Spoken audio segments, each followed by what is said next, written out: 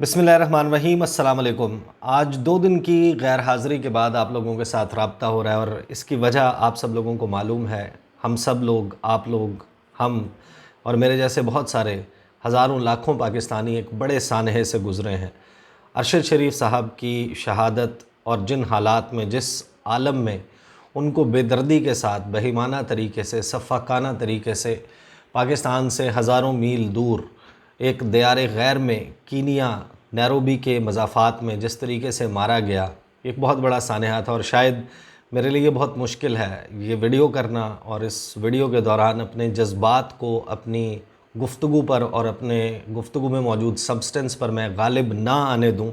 इसकी मैं पूरी कोशिश करूंगा, क्योंकि अरशद शरीफ के साथ एक ताल्लुक़, तवील ताल्लुक़ और उतार चढ़ाव से भरपूर ताल्लुक़, दोस्ती से भरपूर ताल्लुक़, इख्तलाफात से भरपूर ताल्लुक़, और शायद कुछ बातें इस वीडियो में जो मैं करने लगा हूँ वो मुझ पर कर्ज़ हैं जो मुझे करनी चाहिए।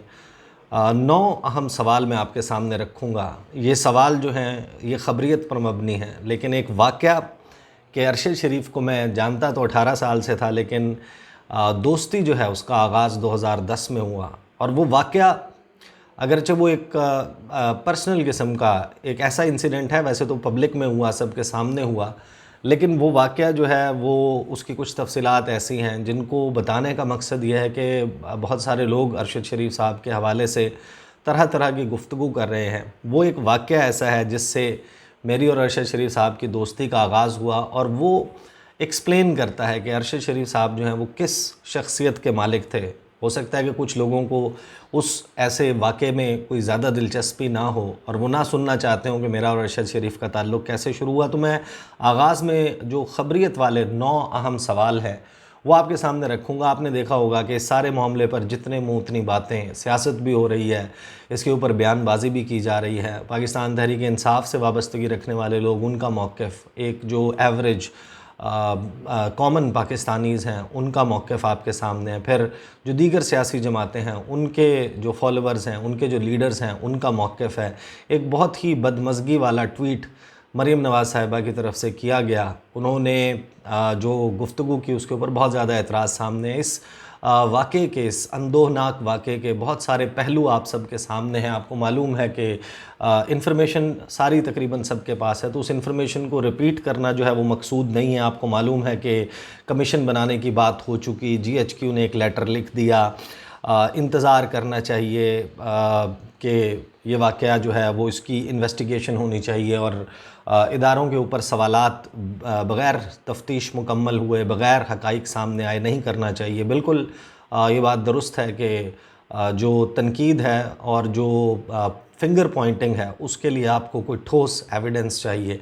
हमारे सामने कीनिया की पुलिस का एक मौक़िफ़, वो सच्चा हो सकता है, वो झूठा हो सकता है, उसमें लूप होल्स हो सकते हैं, लेकिन वो एक मौक़िफ़ मौजूद है और अब उस मौक़िफ़ के तहत उसकी तहकीकात होना लाज़मी है। लेकिन जो सवालात मैं आपके सामने रखने लगा हूँ वो इस सारे केस से बहुत ज़्यादा जुड़े हुए हैं। कुछ सवालात तो वो हैं इनमें से जो कीनिया के मीडिया ने उठाए हैं, जो सवालात उन्होंने अपने पुलिस के ऊपर उठाए हैं, उनके जो दिया गया बयान है उस पर उठाए हैं। लेकिन उससे पहले मैं एक अपना सवाल आपके सामने रखना चाहता हूँ। फ़र्ज़ कर लीजिए कि मैं एक शख्स हूँ जो आप सुन रहे हैं, आप मर्द हैं, आप ख़ातून हैं, आप सुन रहे हैं, मैं आपकी जान के दर पे हूँ। मैं आपके पीछे एक छुरी उठाकर, एक हथियार उठाकर, पिस्तौल उठाकर, या कोई भी आला जो है वो उठाकर आपके पीछे भागता हूँ और आप मुझसे अपनी जान बचाने के लिए भागते हैं, दीवानावार भागते हैं आप अपनी जान बचाने के लिए। भागते भागते आप एक सड़क पर पहुँच जाते हैं और उस सड़क पर एक तेज़ रफ्तार बस आपको कुचल देती है। आप मुझसे जान बचाने के लिए भाग रहे हैं, आप एक हादसे में मारे गए। वो हादसा एक बस के सामने आ जाने से, ड्राइवर के ब्रेक ना लगाने की वजह से हुआ है। लेकिन सवाल यह है कि आप भाग क्यों रहे हैं? आप भाग इस वजह से रहे हैं क्योंकि मैं आपके पीछे भाग रहा हूँ, मैं आपको मारना चाहता हूँ, इस वजह से आप भाग रहे हैं। और उस भागने के दौरान आपके साथ ये वाक़या पेश आता है, तो ज़ाहिर है कि मेरा भी कुछ ना कुछ कसूर ज़रूर है। और इस पहलू के ऊपर तहकीक होनी चाहिए कि अरशद शरीफ, जो कि इस मुल्क से, इस धरती से, इस मिट्टी से बहुत ज़्यादा प्यार करने वाला शख्स था, उनकी ज़िंदगी के हर पहलू से आपको वो चीज़ नज़र आती है। उनकी जर्नलिज़म, उनकी रिपोर्टिंग, वो किस किस महाज पर जाकर पाकिस्तान की आर्मी के साथ एम्बेड होकर انہوں نے مختلف آپریشنز کور کیے، انہوں نے پاکستان کے طول و عرض میں دنیا بھر میں مختلف مقامات پر جا کر پاکستان کے نیریٹو کو پروموٹ کیا، اس موقف کو پروموٹ کیا جو کہ ہمارے ریاستی ادارے چاہتے ہیں، جو ہمارا پاکستان کا موقف ہے، اس ریاست کا، اس قوم کا موقف ہے، اس کی بات کی۔ اور ایک ایسا شخص وہ بھاگنے پہ مجبور ہوا، وہ جانے پر مجبور ہوا، اس کو مجبور کس نے کیا؟ یہ وہ سوال ہے جس کو پاکستان کے عسکری ادارے کے ترجمان لیفٹیننٹ جنرل بابر افتخار صاحب نے جو ہے وہ بھی انہوں نے بھی اٹھایا، اور اس سوال کے اوپر جب تحقیق ہوگی تو شاید آپ کے سامنے بہت سارے حقائق وہ سامنے آئیں۔ ہو پلڈ دا ٹریگر، گولی کس نے چلائی؟ وہ تو ظاہر ہے کہ وہاں پر موقع پر موجود جو کینین تھے، لیکن وہاں تک معاملہ کیسے پہنچا؟ اگر یہ سانحہ ہونا تھا، مان لیتے ہیں ہم اس بات کو کہ یہ ایک ایسی آئیڈنٹی، ایک ایسی شناخت جو کہ درست طریقے سے نہیں کی گئی، ایک مسٹیکن آئیڈنٹی کی وجہ سے یہ واقعہ پیش آیا، مان لیتے ہیں ہم، آپ ہمارے اوپر یہ ثابت کر دیں گے، لیکن ارشد شریف کینیا میں کیوں موجود تھے؟ کیوں جانا پڑا انہیں کینیا؟ یہ ایک وہ چبھتا ہوا سوال ہے کہ ایک محب وطن پاکستانی کو کیوں جانا پڑا، وہ سکرین پر بیٹھ کر کیوں رویا، آن سکرین روئے ارشد شریف صاحب؟ یہ وہ سوالات ہیں جو شاید جن کا جواب ہم سب ڈھونڈنے کی کوشش کریں گے۔ کوئکلی وہ 8 سوال جو کینین میڈیا نے سامنے رکھے ہیں اپنے اداروں پر، وہ میں آپ کے سامنے رکھ دیتا ہوں، اور پھر میں آپ کو I'll close the video with that incident جب میں برمنگم گیا فرسٹ ٹائم 2010 جنوری میں، اور وہاں پر کیا واقعہ پیش آیا، اور ارشد کے ساتھ جو صرف ایک واجبی رسمی جان پہچان والا تعلق تھا وہ دوستی میں کیسے کنورٹ ہوا، میں اس کے اوپر آؤں گا۔ جو کینین میڈیا ہے وہ اس وقت بڑے شد و مد کے ساتھ کچھ سوالات اٹھا رہا ہے۔ واقعہ آپ کو معلوم ہے کہ وہ جو رپورٹ کیا گیا ہے کہ 23 اکتوبر کی رات ایسا ہوا، ایک گاڑی مسنگ تھی، اس میں ایک بچہ تھا اور اس کو ڈھونڈ رہے تھے، اور گاڑی جو ہے اس کو روکا گیا، وہ گاڑی نہیں روکی، اور پھر اس کو چیز کیا گیا، اور چیز کرنے کے بعد پھر فائر کھولا گیا، یہ سارا کچھ ہے۔ لیکن اس کے اوپر کچھ بہت پرٹیننٹ کوسچنز ہیں جو کوسچنز کینین میڈیا نے اٹھائے ہیں۔ پہلا سوال یہ ہے کہ کیا پولیس نے جب گاڑی کو روکنے کی کوشش کی تو کیا واقعی یہ بات درست ہے کہ جو گاڑی میں موجود لوگ تھے انہوں نے پولیس کے آرڈرز ماننے سے انکار کیا اور گاڑی بھگائی؟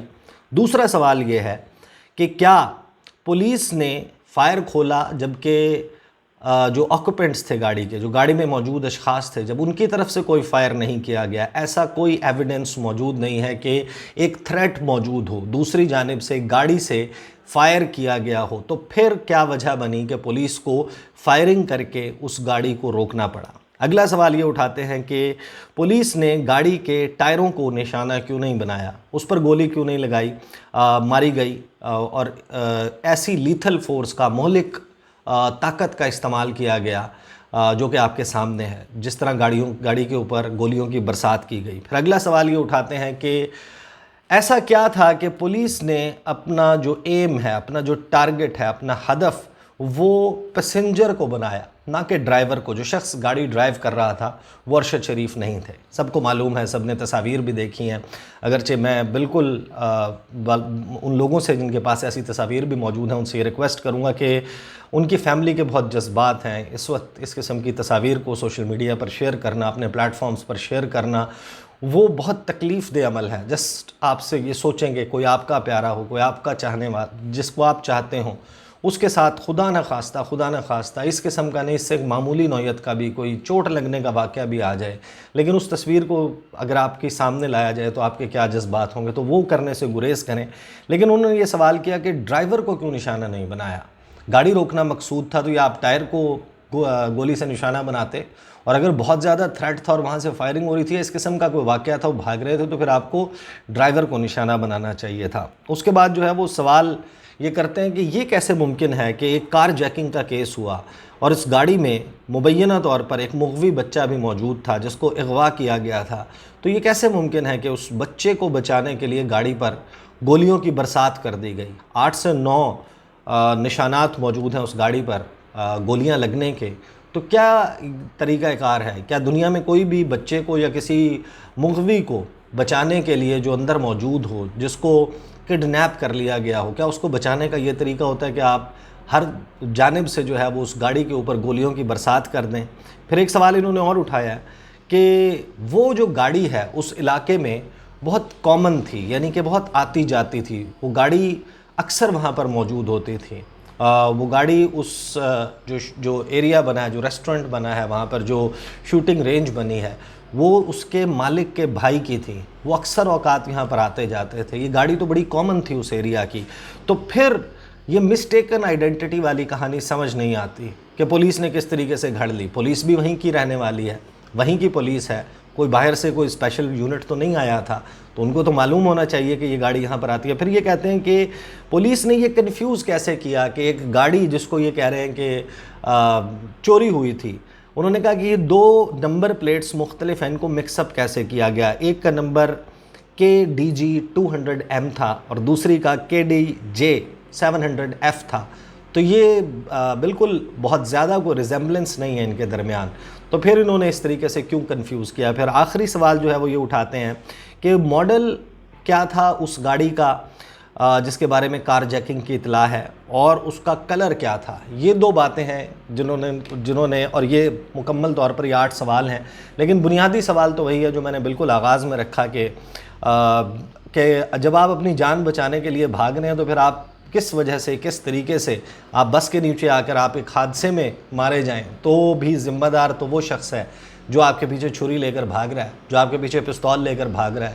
یہ والی نوبت جو ہے وہ کس طریقے سے آئی. اب میں جو ہے وہ آپ کو بتاتا ہوں کہ ارشد شریف صاحب 2005 آنورڈ ہماری سلام دعا تھی اسلام آباد میں مختلف ایونٹس کے اوپر، کبھی زرداری ہاؤس کے باہر، کبھی دفتر خارجہ میں، کبھی کسی اور جگہ پر اکٹھے ہو جاتے تھے. کہیں پر میں موجود ہوتا تھا اپنے ادارے کی طرف سے، اور ارشد شریف صاحب جو ہیں وہ ڈان کی طرف سے موجود ہوتے تھے. تو ہمارا اکثر جو ہے وہ آمنا سامنا ہو جاتا تھا، سلام دعا بھی ہو جاتی تھی، لیکن بہت ہی واجبی، بہت ہی رسمی قسم کا تعلق تھا. 2010 جنوری کے مہینے میں افغانستان میں ہو رہی تھی. 27 جنوری کو تھی. لنڈن میں تھی افغانستان کے اوپر انٹرنیشنل کانفرنس، اور اس پہ پوری دنیا سے لوگ آئے ہوئے تھے. پاکستان سے جانے والوں میں کاشف عباسی صاحب تھے، ارشد شریف تھے، میں تھا، محمد عمران صاحب تھے، اسی طریقے سے شوکت پراچا صاحب ہیں، اور طلعت حسین صاحب تھے. دیگر جو ہے وہ میڈیا کے چند کولیگز تھے جو پاکستان سے گئے تھے اس کو کور کرنے کے لیے. میں دنیا ٹی وی میں تھا ان دنوں. ہم وہاں پر گئے، اور اس کانفرنس سے پہلے ہمارا جو ہے وہ جو foreign and common wealth office جس نے ہمیں انوائٹ کیا تھا، انہوں نے ہمارا ایک پلان کیا ہوا تھا ہمارا وزٹ کہ ہمیں برمنگم لے جایا جائے گا، اور وہاں پر ایک پاکستانی اوریجن کے لوگوں کی ایک NGO تھی جو کہ وہاں پر پاکستانی کمیونٹی کی برٹش سوسائٹی میں انٹیگریشن کے حوالے سے کام کر رہی تھی. تو انہوں نے ہمیں بریفنگ دی. ہم وہاں پر گئے برمنگم میں. اپنی زندگی میں میرا لنڈن کا بھی فرسٹ ٹائم وزٹ تھا، اگرچہ اس کے بعد بہت مرتبہ جانا ہوا، لیکن وہ پہلی مرتبہ تھا. تو آپ کو معلوم ہے کہ جب آپ کسی ملک میں نئے آتے ہیں تو آپ اس کے ساتھ ایکوینٹنس کی، اس کو سمجھنے کی کوشش کر رہے ہوتے ہیں، اور آپ کو بہت زیادہ جو ہے وہ آپ کانفیڈنٹ نہیں ہوتے اس سارے معاملے میں کہ آپ اکیلے جو ہے وہ یہاں پر کمیوٹ کر سکتے ہیں، آ جا سکتے ہیں. تو برمنگم ہم گئے فرسٹ ٹائم، اور اس ایونٹ میں انہوں نے جو آرگنائزرز تھے، جو NGO کے لوگ تھے، انہوں نے ہمیں بریفنگ دی. انہوں نے بتایا کہ ہم اپنی پاکستانی کمیونٹی کے لیے یہ کام کر رہے ہیں، یہ کام کریں. بہرحال وہ بریفنگ جو ہے وہ ختم ہوئی تو اس پر انہوں نے کہا کہ اگر آپ کے کوئی سوالات ہیں تو کریں. تو میں نے اپنے طور پر جو ہے وہ ان سے سوال کیا. میں نے ان سے سوال کیا کہ پاکستانی کمیونٹی جو ہے اس کی انٹیگریشن برٹش سوسائٹی میں وہ جس طریقے سے آپ کرنے کی کوشش کر رہے ہیں، مجھے تو نہیں سمجھ آتی کہ آپ کا یہ اینڈ گول کیسے اچیو ہوگا. یہاں پر جتنے بھی میں نے اپنے مشاہدے میں اس وقت تک دیکھا تھا اور جتنی سٹوریز میں نے اس کے حوالے سے پڑھی تھی، میں نے کہا کہ دیکھیں آپ لوگ جو ہیں وہ بچے جو ہیں ان کی ایجوکیشن کے اوپر فوکس نہیں ہے. آپ ان کو جو ہے وہ کتنے بچے ہیں جو ڈاکٹرز بن رہے ہیں پاکستانی، کتنے بچے ہیں جو انجینئرز بن رہے ہیں، جو ٹیکنیکل ایجوکیشن لے رہے ہیں، پروفیشنل ایجوکیشن لے رہے ہیں. میں نے تو جہاں پر بھی جا کر دیکھا ہے تو پڑھائی کے اوپر زیادہ فوکس نہیں ہے، اور زیادہ تر پاکستانی یا تو مجھے کیب ڈرائیورز نظر آئے، ٹیکسی چلاتے ہوئے نظر آئے، یا پھر ٹیک اویز کے اوپر میں نے پاکستانیوں کو دیکھا. تو اس طریقے سے تو آپ انٹیگریٹ نہیں کر سکتے سوسائٹی میں جس طریقے سے آپ لوگ یہاں پر رہ رہے ہیں. تو اس کے لیے آپ کوئی کام نہیں کر رہے. اس کے حوالے سے آپ نے ہمیں نہیں بتایا. آپ ہمیں کمیونٹی سروسز کا بتا رہے ہیں جو آپ کر رہے ہیں، تو کمیونٹی سروسز سے تو جو انٹیگریشن ہے وہ تو نہیں ہوتی. تو اس کے اوپر جو آرگنائزر تھے انہوں نے کہا کہ this is not a legitimate question. جب مجھے یہ بات کہی گئی کہ this is not a legitimate question, تو ابھی میں یہ سوچ رہا تھا کہ میں کس طریقے سے اس پر ریئیکٹ کروں کہ یہ کیسے آپ کہہ رہے ہیں کہ میرا سوال لیجیٹیمیٹ نہیں ہے، میرا سوال بنتا نہیں ہے، درست نہیں ہے۔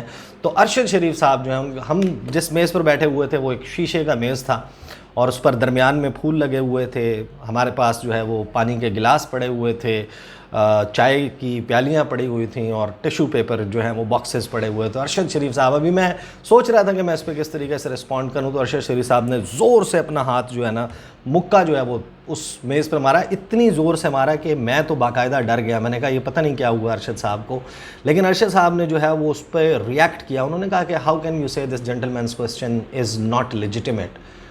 یہ باقاعدہ انہوں نے ہی ٹوک اے اسٹینڈ فار می، اور اس دن مجھے پتہ چلا کہ ارشد شریف کی ایک کوالٹی کہ جب آپ درست ہیں، یعنی کہ میں اس دن جو سوال کر رہا تھا اپنے تئیں، اپنے طور پر میں سمجھتا ہوں کہ وہ بالکل درست سوال تھا، لیکن جب میرے سوال پر مجھے ریڈیکیول کرنے کی کوشش کی گئی تو ارشد شریف ٹوک اے اسٹینڈ فار می کہ آپ یہ کس طریقے سے کر سکتے ہیں کہ یہاں پر آپ کے آئے ہوئے مہمان نے آپ سے ایک سوال کیا اور آپ اس سوال کرنے پر اتنا بھڑک گئے۔ He has the right to question, you can not say this is not a legitimate question. آپ اپنے جواب میں جو مرضی کہیں، لیکن آپ اس کے سوال کی بے عزتی نہ کریں، اس شخص کی بے عزتی نہ کریں۔ تو یہ جو ارشد شریف نے سٹینڈ لیا، اور مجھے یاد ہے کہ فوراً وہ اٹھ کر کھڑے ہوئے اور انہوں نے کہا کہ اٹھ ہی سا چلے، ہم یہاں پر نہیں رکیں گے۔ اور ظاہر ہے کہ that person had taken stand for me, میں I had to stand up, میں اٹھا۔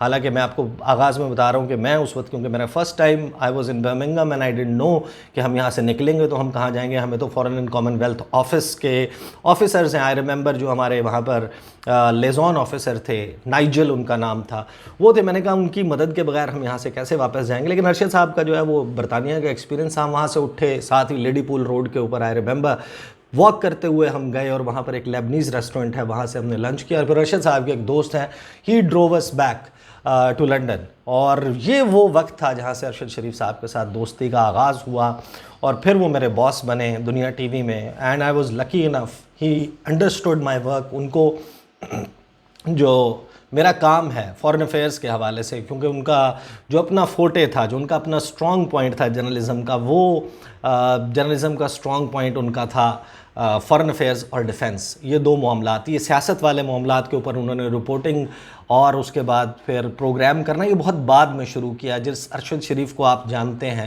وہ ارشد شریف نہیں تھا جو آغاز میں تھا، جو بہت زیادہ ڈیفنس اور فورن افیئرز پر رپورٹ کرتا تھا، اور بڑے سلجھے ہوئے، بڑے بہترین انداز میں ان کی انڈرسٹینڈنگ تھی۔ تو میری جو سٹوریز پہلے شاید اس طریقے سے اسکرین پر انٹرٹین نہیں ہوتی تھیں، تو جب مجھے ارشد شریف جو ہے وہ ایز اے بیورو چیف ملے اور انہوں نے میری سٹوریز کو ان کی امپورٹنس کے حساب سے اسکرین کے اوپر ڈسپلے کروانا شروع کیا، اس میں متعدد واقعات ہیں، بے شمار واقعات ہیں جو شاید بتائے جا سکتے ہیں، ہم پرسنلی ایک دوسرے کے ساتھ کرتے بھی ہیں، لیکن وہ مے بی آپ کے اتنے انٹرسٹ کے نہ ہوں۔ لیکن یہ ایک واقعہ کہ ارشد شریف آپ کے لیے سٹینڈ لے گا، اگر آپ درست ہیں، آپ کا موقف درست ہے، آپ درست سوال کر رہے ہیں، اور آپ کے رائٹ ٹو کوسچن کو کوئی اور شخص کوسچن کر رہا ہے، تو ارشد شریف وہ بندہ تھا جو آپ کے لیے سٹینڈ لیتا تھا۔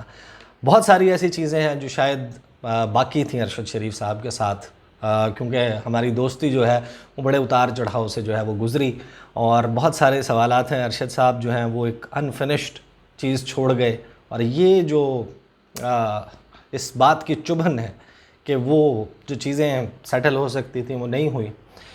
I'll close the video here۔ انشاءاللہ اگلی ویڈیو میں ملاقات ہوگی، مجھے اجازت دیجیے، اللہ حافظ۔